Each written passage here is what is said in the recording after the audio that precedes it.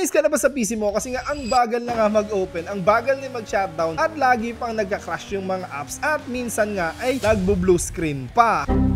I'm sorry na na-experience mo yan, pero sakto dahil sa video na to, tutulungan kita kung paano ba talaga pabilisin yung PC mo by just using this budget-friendly upgrades na madali lang din gawin kahit nga beginner ka pa lang sa PC building. And ang the best pa rito is lahat ng parts na sasabihin ko is makikita mo dito sa YouTube Shopee link on the left side. Pwede mo yan i-check and pwede mo ring i-add to cart nang hindi na lumalabas ng YouTube platform. O diba, pwede ka mag-shopping kahit nanonood ka lang sa YouTube at hindi mo na kailangan mag-redirect pa sa ibang shopping app. Astig, diba?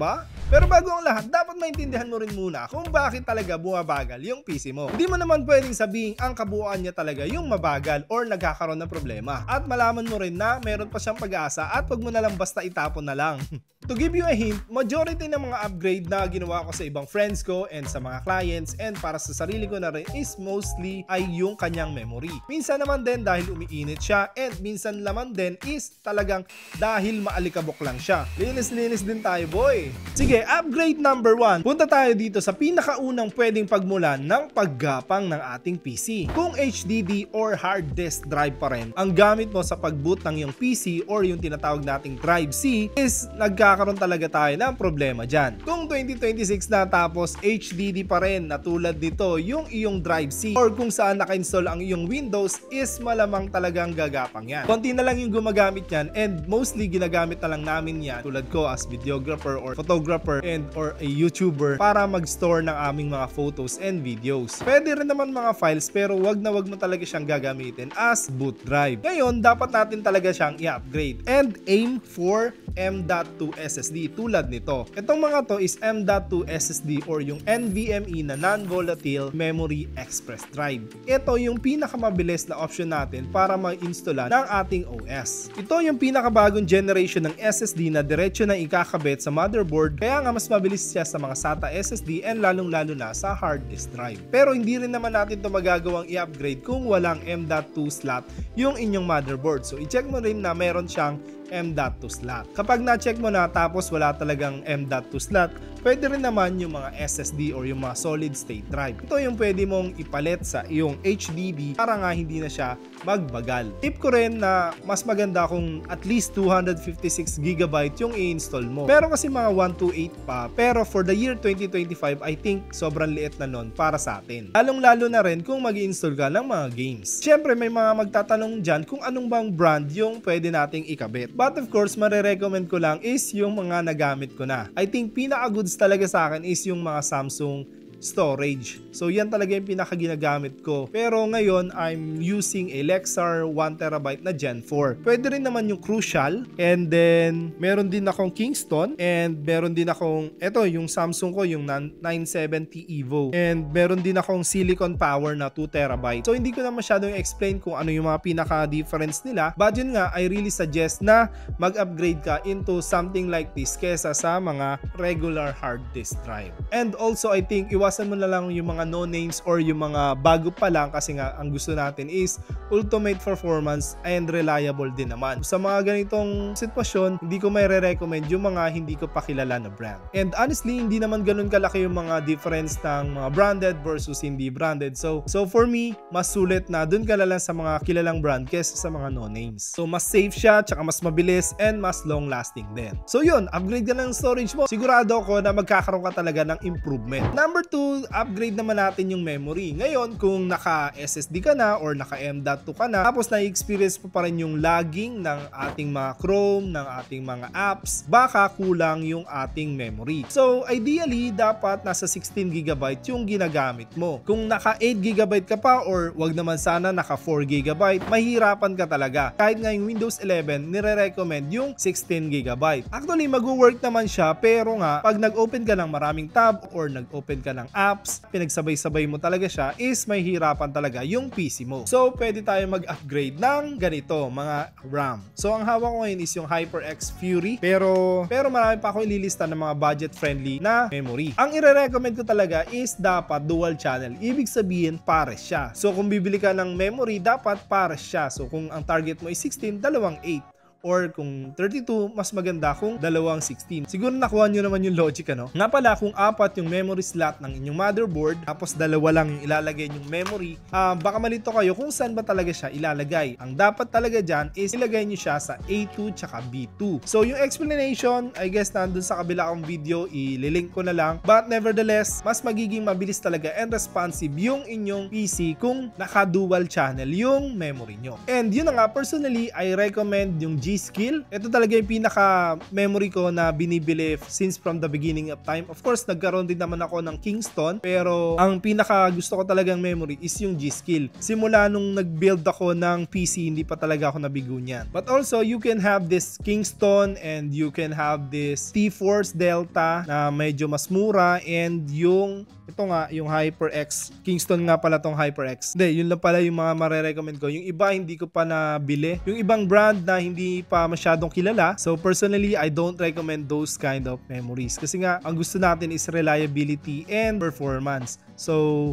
doon na lang tayo sa medyo mas branded. And also, hindi rin ako fan ng mga ARGB memory. So I just purchased yung mga non-RGB models. I don't think aesthetically pleasing din sa akin kapag may ilaw yung gitna ng motherboard. So, yun lang naman. It's my personal choice. But yun na nga, I hope na naka 16GB yung PC nyo para hindi mag-lag. And kung video editing naman yung trabaho nyo, tulad ko, mas maganda kung mas mataas kesa sa 16GB yung inyong memory. So, yun nga, pwede mong itry na mag-add ng memory, and baka ito na yung iniintay lang ng PC mo para hindi na siya mag-lag. And kapag nagawa mo tong dalawang upgrade na to, I am very sure baka 50% or 60% mag-i-improve na yung iyong PC. Alam mo ba na kahit gaano kamahal or gaano ka-latest yung mga PC parts mo is hindi rin yan tatagal. Baka magkaroon pa ng mga performance issues kung kulang sa ventilation and airflow ang PC case mo. So isa rin sa mga dahilan kung bakit bumabagal at nag-struggle ang PC natin is dahil umiinit siya. So kapag nagka-crash o kaya nagbo-blue screen yung iyong PC, pwede mong gamitan ng HW monitor or mga CPU temperature app para ma-monitor mo kung talagang umiinit yung PC mo. Kaya kailangan talaga merong sufficient na cooling and airflow yung ating case. In this way, hindi maingay tsaka magiging stable yung performance ng ating PC. Additionally, tatagal din yung lifespan ng ating components kapag hindi siya laging umiinit. So, nandito sa harap ko yung mga gamit kong cooler from the past. Ito yung pinaka-OG ko, yung Deepcool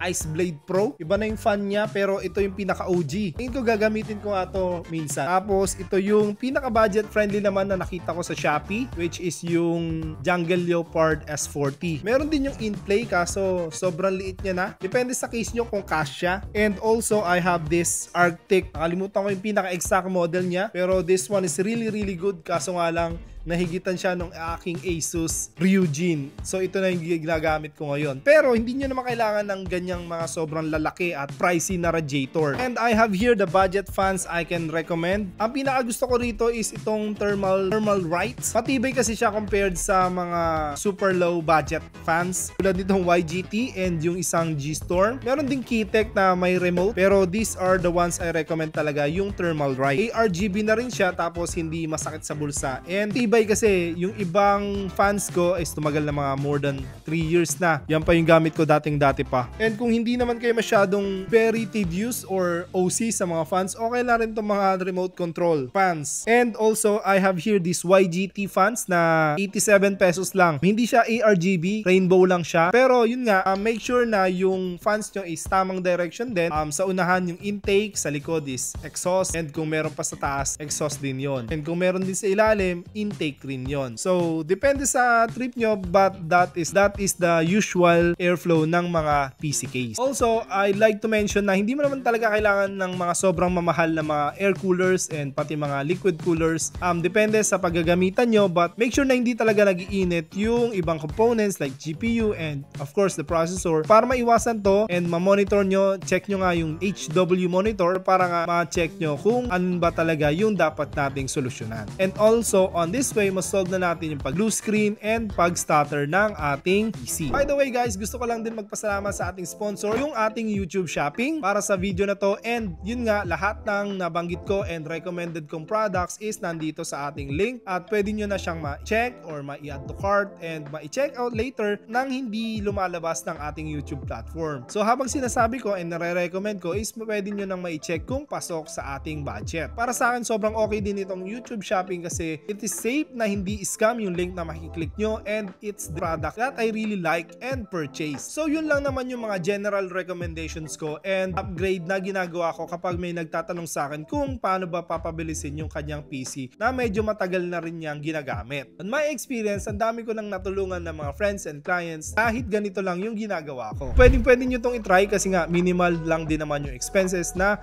may incur natin dito. And kung sakali naman nabibili pa rin kayo ng PC in the future, I am very sure na magagamit nyo pa rin to and pwede nyo pa rin isalpak sa mga future builds nyo. So yun, kung meron ka namang natutunan sa ating video for today, kung paano may optimize ang PC natin and paano may upgrade in just simple ways without spending too much is, I hope na makapag-subscribe ka sa ating channel. And kung meron ka namang katanungan, pwede mo namang ilagay dyan na lang and I will try to answer that as much as possible. And kung meron ka ring mga parts na nagustuhan, check mo na rin yung ating YouTube Shopping link dito and yun, mapupunta ka na sa Shopee without really leaving YouTube platform. So yun, subscribe na and see you on the next video.